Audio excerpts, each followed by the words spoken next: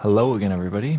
Our next session will be SMS, safety and quality, and covering this topic will be Morgan Delashmutt, Corporate Safety Manager at Jet Aviation Asia Pacific, and Eddy Lee, Head of Corporate Safety and Quality at Metrojet.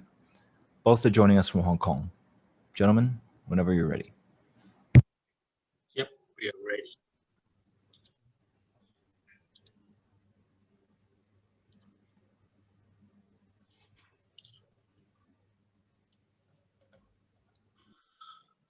Good morning, everyone. Today, we will utilize the Learjet accident in Peterborough happened in 2017 to illustrate the importance of safety culture and SMS. Then we will touch lightly of the concept, and we are gonna also tell Metrojet have done what Metrojet have done to enhance safety culture.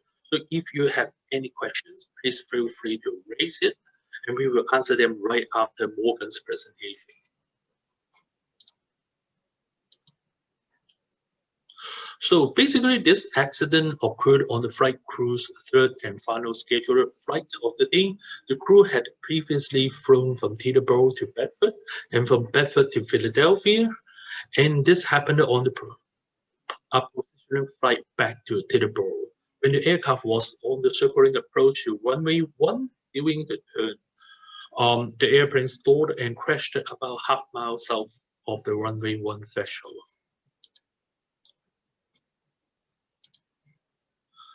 So as you can probably see in the picture, the initial impact point was just half-mile short of the runway. So both pilots were fatally injured and the aircraft was destroyed in an impact and post-crash fires.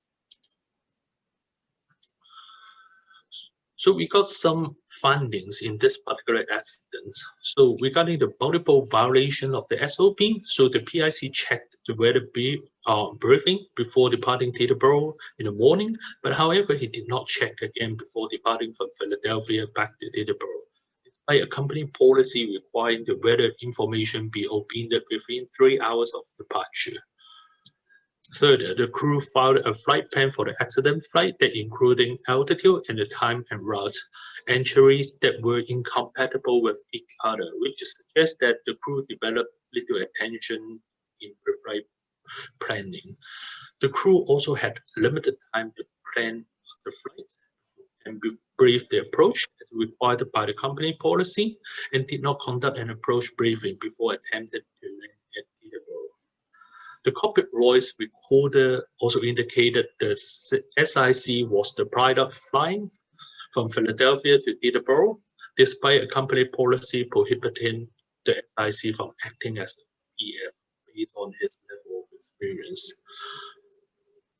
And the next one will be the extensive coaching lightly distracted the PIC from his duties as PIC and pilot monitoring, such as executing the checklist and entering approach reports in the FMS. So neither pilots realized that the airplane's navigation equipment had not been properly set for the instrument approach clearance that the flight crew received. The crew improperly executed the vertical profile of the approach, forcing an intermediate fix and a final approach fix a few hundred feet above the altitudes specified by the approach procedures. So when the crew initiated the circle to land maneuver, the airplane was 2.8 nautical miles beyond the final approach fix and could not be maneuvered to line up the landing runway, which should have promoted the crew to execute a go run because of the flight did not meet the company's standard operating procedures of the stabilized approach criteria. However, neither pilot called for a go run, and the PIC continued the approach by initiating a turn to align the runway. Radar data indicated that the aircraft's speed was below the approach speed required by the company SOP as well. So we found some safety issues in this accident as well. So if this flight had not been ended in an accident, the aircraft operator have no way to find out whether their pilots are obeying the SOP because they simply lack of a means or a monitoring program to monitor them. So then a safety officer is included in the organization chart of this operator, but their is no formal safety management system program existed in the company at that time. So as a result, the company did not identify or mitigate the hazards that contributed to this accident. The next one is even the FAA principal inspector at that time did not conduct an en-route surveillance, even though the guidance material actually stated that it is the most effective way to monitor the effectiveness. And then after both pilots completed the simulator training, they began the live operations right away without any further monitoring or evaluation. So in this particular accident flight, both pilots had the same performance problems shown in their simulator training courses. So for example, the PIC did not properly execute the the circling approach, and the SIC struggled with the aircraft control. And then the next one is the FAA does not provide clear guidance on how operators can implement required CRM training in Part 135 operations. They only do that in Part 121, and which lead inadequate leadership training in the CRM training. And the PIC had made a few errors in it. So the last one will be the lead that AFM recommending increasing approach speed in gusty wind conditions. However, the operator's SOP did not include it. And although the aircraft was flown significantly lower than directed by the SOP during the approach, it remained above the manufacturer published stall speed. However, the strong and gusting wind might have momentarily reduced the airplane's airspeed below the stall speed. So basically, for those of you who is interested to know more about this accident, so I have posted the NTSB link at the end of the presentation, and NTSB also put together the animation of this accident. So now let us go back to the definition of safety culture. So there are many versions of the definition existed in the markets, but I like this one the best. So some of you might ask, hey, we have the operation manuals and SMS already. Why do we need to develop the safety culture? So the answer for that is basically an OM suite has included all the process of operation in an acceptable level of safety, and the safety management system only represents an organization's competence in the area of safety. When it is important to have the SOP and competent safety staff to execute it, but such rules and processes may not always be followed, particularly if people in the organization believe that they are overriding priority on the established process, even if risks are occasionally taken. So those people are likely from the supervisor and sometimes from the top management as well. So in the first stage of the safety culture, people don't really care about the safety. As long as they don't get caught, they can feel careless. But then we are moving on to the reactive stage. So safety is taken seriously, but only after a big accident happens. And managers always feel frustrated, and how come their employee did not follow the procedure. Then we're moving on to calculative, which focus on the systems and numbers. Lots of data is collected and analyzed, lots of audits are performed, and we started to feel we know how it works. The effectiveness of the gathered data is not always proven though. Then we are moving into proactive, which moving away from managing safety based on what has happened in the past, but focusing on what can go wrong in the future. So the workforce started to be involved in the practice, and the front line begins to take over the safety function, while the safety personnel reduced in numbers and provide advice rather than execution. So the last stage will be generative. Organizations set very high standard and attempt to exceed them. They use failure to improve, not to blame. Management knows what is really going on because the workforce tells them.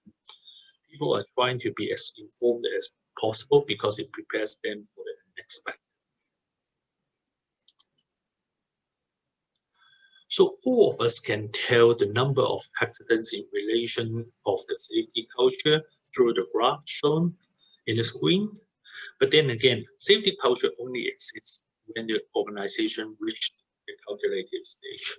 So in MetroJet, we believe that we are in between the proactive and the generative stage. So there are some fundamental principles which we focus on improving the safety culture.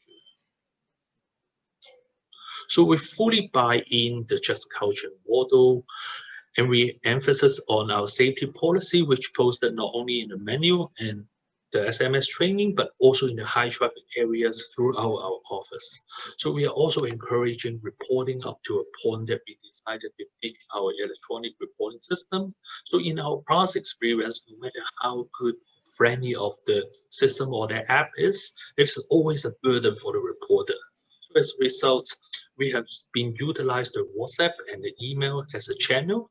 So we are aiming at let people use the same tools in their daily life. And as a result, we have actually observed a 30% increase in the number of reports since we do that through WhatsApp and email. So based on incorporation of different kinds of safety and operation reports, we have developed our informed culture. So again, we have all been facing the COVID-19 and social movement in the world, which created lots of challenges in our operations. So that's how we review and refine our procedures and trainings in a regular manner.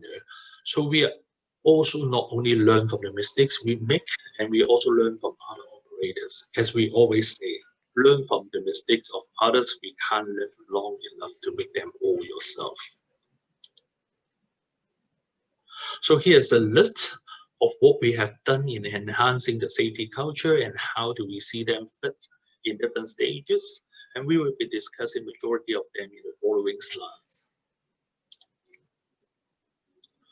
So in the reporting side, we always monitor the rate of the confidential reports.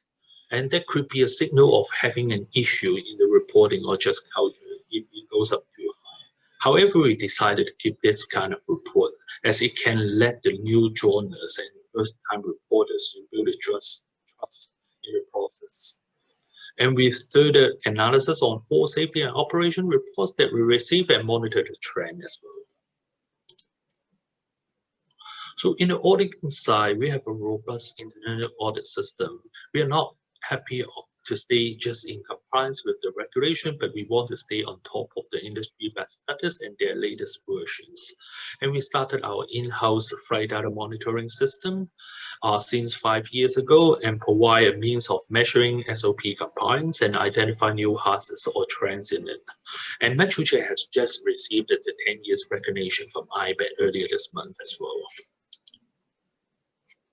So from the risk management perspective, so one of the issues that we find is when people are doing the risk assessment, it tends to be subjective. So in our risk ranking process, we are being prescriptive. So the user can select from the description that is the closest to their severity and probability. Those identified risks will be included in our mass risk register, and all the responsible party are reviewing the risk at intervals based on the risk levels. And then we also have our fatigue management system, which all of our planned flights go into it. So if we identify any medium or above fatigue risk, we will implement additional mitigation measures. Usually it would be a suggested control rest to the crew or simply put an extra pilot on board. So during the COVID situation, we also recognize that our peer support system may not be adequate enough. Despite the difficult situation as all we have facing, we have invested in the employee assistance program, not only cover our employee, but for their families as well. So we provide a COVID updates to employees at least every 2 weeks and other safety related information in a timely manner. We also conduct survey regularly to identify opportunities for improvement, which also provide a basis for our supervisor to decide whether they should put additional resources to help the daily jobs to be done in the most safe and efficient manner.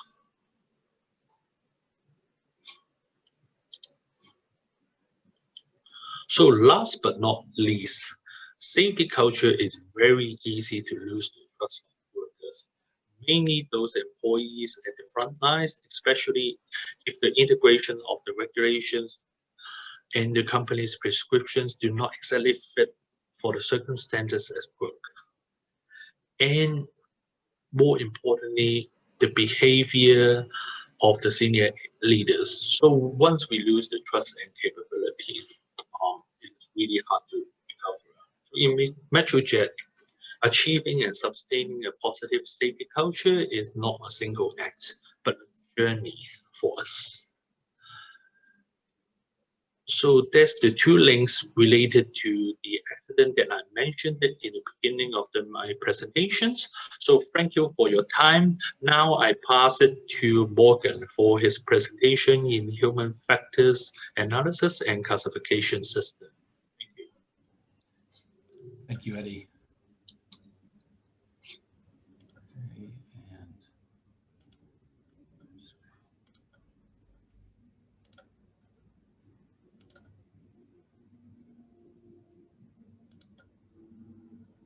Okay. Morning, everyone. Thank you for the opportunity to present today. I'll be discussing the Human Factors Analysis and Classification System, HFACS. It's a pretty big topic, to be honest, to cover in this kind of time frame, and I was a little bit hesitant to do it, but I think there's some value in introducing it and sharing our experiences here at Jet Aviation with development implementation. So I'll briefly introduce the background to HFACS, talk about the HFACS framework, what it is, how it works, some benefits and limitations into using HFACS, and then also share some of our experiences at Jet Aviation with our development and implementation here. So initially, it all started with the US Navy, to be honest. In the late 1990s, they had a rash of human factors accidents, and they invited the architects of HFACS, Scott Chappell and Doug Wegman, to come in and figure out what was going on. And using this new error classification tool they'd been developing, they looked at data from 1991 to 1998, all aviation accident data across the US Navy and Marine Corps. And what they found was that 33%, so a third of all the accidents that occurred, involved at least one rule violation. And this, needless to say, kind of shocked the Navy brass, who ultimately took this on, and for a strategy for intervention, they used a data-driven intervention strategy that focused on professionalism, accountability, and adherence to rules. And by 2000, they had brought that accident rate back down below 10%. So much more in line with the other armed service branches, the Air Force and Army aviation units. So leveraging that, what they learned with the Navy, they thought, wow, there's something really here that could be leveraged throughout industry. And they developed HFACS. And what they had found was there was no universal off-the-shelf standard for investigating or preventing human error events. HFACS is really good that it bridges the gap between academic theory and practice. And it really is a practical application of human factors analysis. The reliability of the framework has been proven over the last 20 years. There have been, honestly, countless doctoral dissertations that use HFACS. And in the process of validating the reliability of the framework, several investigators are trained as part of the study to see if they get consistent results. And that's been emphatically proven. So what's really nice about having this standardized approach to classifying human errors events is that it takes something that's can be very subjective. I mean, dealing with human behavior is kind of ooey gooey stuff, and it can be very complicated to work with. This allows you to bring it out of not so subjective and brings a level of objectivity to it.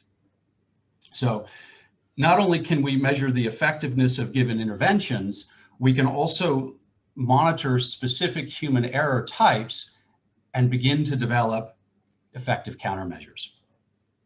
So they took all of these human factors perspectives and put them together into this comprehensive framework. And what they did is they pinned it to using reasons work. So they used the accident causation model in their framework. So they look at each level of causation is a level within the framework.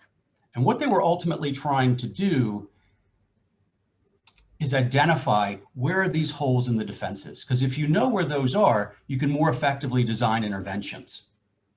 So here's the framework. This is the one we use here at Jet Aviation. Most are all basically the same. There are small derivations here and there, but they're all very subtle. And they all, as you can see, start with, they have the different levels: unsafe act, preconditions for unsafe acts, unsafe supervision, and organizational influences. So when you're using the framework, you start from the bottom at the act level and you work from left to right. And then you work your way up from there. So it's important to note that when you're working from left to right in each one of these different levels, that's done with a reason, because from left to right, you increase the level of criticality or severity of the different categories that you're talking about. So let's start with the first one at the act level. This is the one that's closest to the negative outcome, the event, the accident, whatever it is. These are the active failures or the actions by the operator that lead to the unsafe situation, okay? And we've separated these out into errors and violations. And that distinction is really, really important at this level, because when you're talking about a just culture, we need to distinguish between these two, because we don't want to punish somebody for making an honest mistake, having an error. At the same time, we do need to hold people to account for violations. And again, errors are unintentional. Violations are deliberate. They are intentional. So from here, we work your way up to preconditions. These are the factors or latent conditions that have an impact on the practices, conditions, or actions of individuals that result in the human error, unsafe situation. These predispose you to an error, okay? And that's why they're important to look at. And there are three different categories here. We have the environment, because everybody works in some kind of context environment, whether that be the physical environment, say out on the ramp in high heat, the technological environment, in the cockpit, in the hangar, on the ramp. Everybody works in some sort of context, in some kind of environment. And then we move on to the condition of the operator. This is the physical and mental state. We have physical problems, state of mind, sensory misperception, mental awareness, and then also personnel factors. Because everybody in aviation pretty much works within a team. And everybody has a different aptitude, ability, and capability in doing their jobs. So then moving up to the next level, we have supervision. And this is a factor in an event when the methods, decisions, or policies of supervision directly affect the practices, conditions, or actions of the individual. So here we have inadequate supervision, planned inappropriate operations. I'll use a simple example there.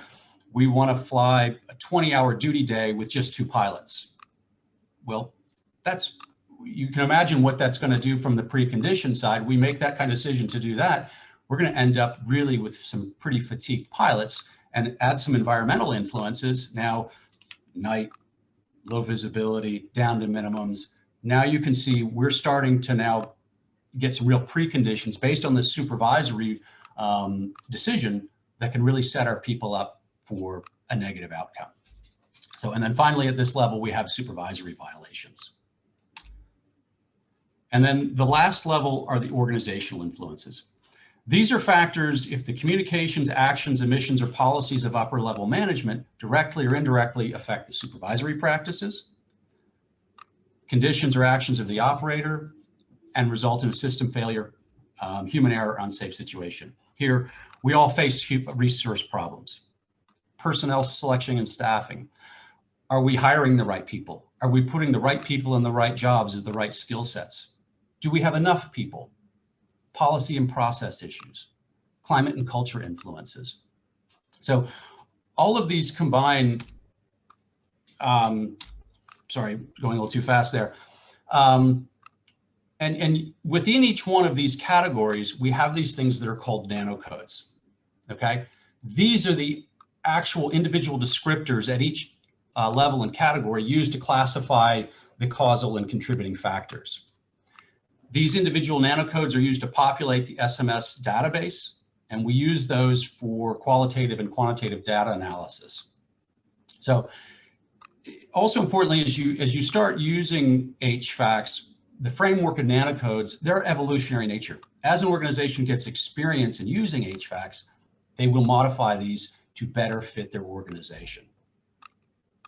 So again, the framework starting from bottom moving up, left to right, you work your way through.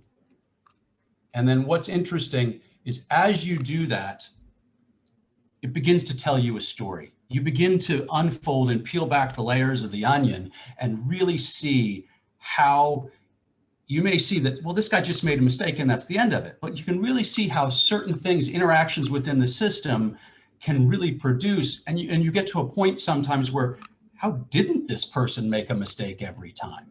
So that can be, this is a really, really interesting thing once you get through it. One of the other things that's really nice about this is when you need to go to upper management and really explain what happened in an event and really show that we have problems further up into the organization that we need to deal with. So when I've had a couple of times going through with management, it was very effective to start at the beginning and show the trajectory of the accident, event, whatever it was, how all of these different pieces played a part. And how it can start sometimes all the way up at the CEO level. But it's also important to note that with HFACs, you've got to use the right perspective. We can't just look at individuals or just systems. We have to put it in context. So we're talking about individuals in systems. And the old view of human error sees the error as the cause of the incident. And that to do something about the incidents, we have to do something about the particular human involved. That's really not the right approach, because if you do that, if someone makes a mistake and all you do is bonk them over the head or remove them, what have you done to prevent a recurrence? Nothing. So under the newer systems view, we see the human error as a symptom, not a cause. So when you identify that error, that's just the start. That's the beginning point for you to begin your journey going through and finding out what really is going on. And that human error is an effect of trouble that's deeper inside the system. Another thing, and this is true for any investigation, but particularly true, I find it important in HFACs, especially people new. Hindsight bias is really, really important to keep in mind, because hindsight isn't foresight. After an accident, a good solid investigation will reveal most everything we need to figure out what happened. But that knowledge wasn't available to the operator before the fact. So in looking back, we can tend to oversimplify the situation that the actual guys in the cockpit or in the hangar or on the ramp faced. And this tends to block our ability to see the deeper story behind that label, which is human error. So what we ultimately need to do in this type of investigation is seek to understand. Put yourself in someone else's shoes and find out how their assessment, their actions made sense to them at the time, given the conditions and circumstances that surrounded them. Some benefits and limitations to HFACs. It is a great methodology for helping taking something that can be very subjective, very confusing, looking at human behavior, why someone did something, and help provide context and provide some degree, and sometimes a very high degree, of objectivity. The framework allows for a high degree of inter-rater reliability and consistency. So we can use it after the fact. I can go through some of our different areas within jet aviation and talk with their safety and quality people, and we can see how is it being done. Is it being done reliably and consistently? And yes, if well-trained, you tend to get that. But it does allow for a nice QA check in the interim. What HFACs isn't. HFACs is not a substitute for a thorough investigation analysis. It won't do it for you. You have got to really get through and dig in and get into the meat of whatever the event is. Coding events and just going through nanocodes, yeah, I coded that and I hits save on my database is not process improvement. Just doing, getting through HVACs can be nice, but it's what you do as a result. That's the pay dirt. That's what we really need to get to. But if used properly, it can be an effective tool for strengthening your safety culture. Because if you can distinguish between errors, violations, and people aren't getting punished when they submit, you are exercising a just culture, but then with that, you can increase your reporting culture. Once you start getting good reports, you can become a learning culture and then become an informed culture. And once you have all of this, then you have what's needed to truly become a flexible culture. Going back to that, what Eddy had brought up in his presentation. So to talk about a little bit of our experience here at Jet Aviation in implementing this, we made a decision about 2.5 years ago to implement HVACs across the board through all lines of business globally throughout Jet Aviation, through our FBO network, MRO, and flight services. We started with a common platform. So here I use the Department of Defense version framework 7.0. That was done because that one is built to work across all of the armed services, from shipborne activities in the Navy, flight operations, Flight 9 operations out on the ramp, depot level maintenance. So it was a good generic starting point because we have all these different business units we wanted to include. But then as we got through the training, we tailored our taxonomy specific to individual business units' requests. And then from there, we started the training process, which is really important. We tailored the training to each business unit and location. And in that, so what I would do before I went for a training, I'd talk to the safety and quality folks at that business unit and say, hey, send me some of your investigations that have been really complex, some of the uncomfortable ooey gooey stuff that you've had to deal with. And then I would help walk them through, and I'd have that investigator actually walk that investigation back through HVACs to actually apply something that he did and see how it can actually work inside the framework. So it turned out to be a pretty effective way of doing it. We also incorporated META into HVACs. META is the Maintenance Error Decision Aid, developed by Boeing in the mid-90s. I'm not sure if some of our MRO folks are familiar with that, but our MRO networks in Europe use this heavily. Whenever they had an event that they needed to report to a regulator, they used META as that vehicle. And what we're able to do is by adding a small extension into the HVACs framework, we grabbed all of META and put it inside of HVACs. And now throughout all of Jet Aviation, we have one error model that we use, which has been really, really helpful. We all now across for our operations in the US or in Europe, and even our MRO networks around the world, we all speak, even if we're in different business units or different regions of the world, we all speak the same language now. And we all can look at an event and have some confidence that we could really get through that in a common fashion. We developed as part of this a toolkit for everybody that was involved in the training. So we distributed all the training materials, case studies, posters, presentations available to everyone. And we also developed an investigator's guide. This is something that's a practical tool that our people can take out into the field, because not everybody's an HVACs nerd like I am. I love this stuff, but if they're not if they haven't been doing it as much, and while they're new, it's a guide they can take out into the field to help them walk through the process. And also, it was also developed because we have different level of experience in our investigator teams here. And we have some guys that have been working on the line in the FBO and wanted to get involved in safety, but don't have a whole lot of experience. And in this field guide are some recommended practices for doing, say, witness interviews, for example, how do's and don'ts for how to do that, how to do it effectively.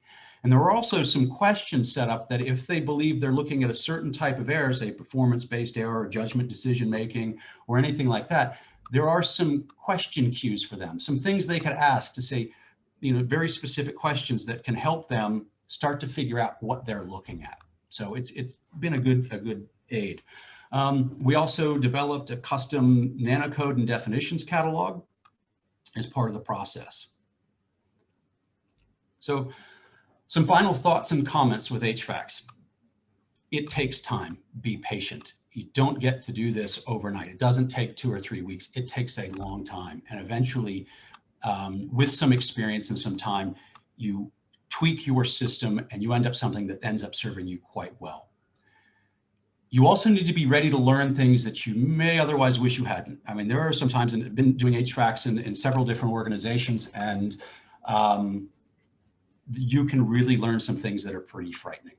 Be prepared for that. You have to have the stomach for it. You have to have the buy-in from management on doing this as well, because you will find things, some things that may be very uncomfortable for them as well. And another thing is, look for themes and patterns. Don't get stuck. Individual data points in nanocodes entered into a database does nothing, doesn't do a whole lot. It's where you're seeing the themes and patterns, the interactions of your system and different parts of your system, whether it be the safety system, management system, quality system, flight ops, FBO, whatever it might be, how they interact with each other. That's where you really start to see things and get the benefit from HVACs. The other thing is, push as far up into the framework as possible. If you stop and you say, oh, I saw this error this person made, I'm done, you haven't done a whole lot. You need to push up and really find out, how were they preconditioned for having this problem? And do you have other problems in the system that help contribute to that? Do you have any participation from supervision that had an influence in the event? And do you have any organizational influences? It's not to say that every time you do an HVACs analysis, you end up pinning and going to the CEO and said, you had a part in this. That's not necessarily the case, but do make sure that you push up into the framework as far as possible. And this is a question that I asked to the group here.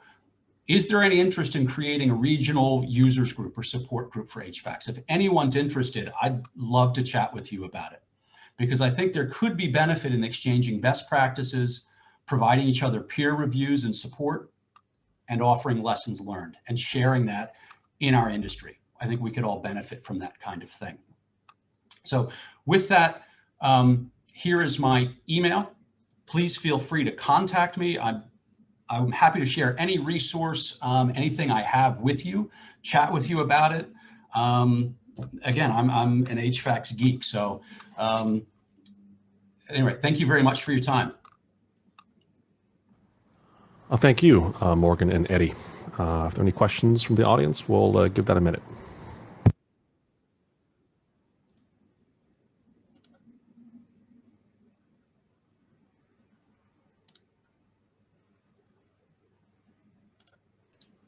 Sorry, I think we have a question pop up on how does culture play a role in human factors? Because to me, the culture provides a framework of our behavior and effective norms. So based on the safety culture level, that would affect the chances of like those dirty dozens might not happen if in a good safety cultures. So Morgan, do you have any supplement on that particular question? I'm sorry, can you repeat that again? Oh, so the question is, how does culture play a role in human factors? Oh my goodness, how doesn't it? Tricky one, right? Huh? Yeah, I mean, it's almost, it's so deep. So with it, to have an open culture and really work with human factors, you have to have that just culture. For people to come to you, to be able to discuss openly, whether it be an error or anything like that, you have to have that kind of open safety culture, that trust with your people to even have that discussion, to talk about these kinds of things. Because pilots, as we all know, don't really like talking about their errors. Nobody likes to talk about how they screwed up. You have to have the right environment to encourage that. All right, I think that's the only question that we got. Oh, anyone has any more questions for us?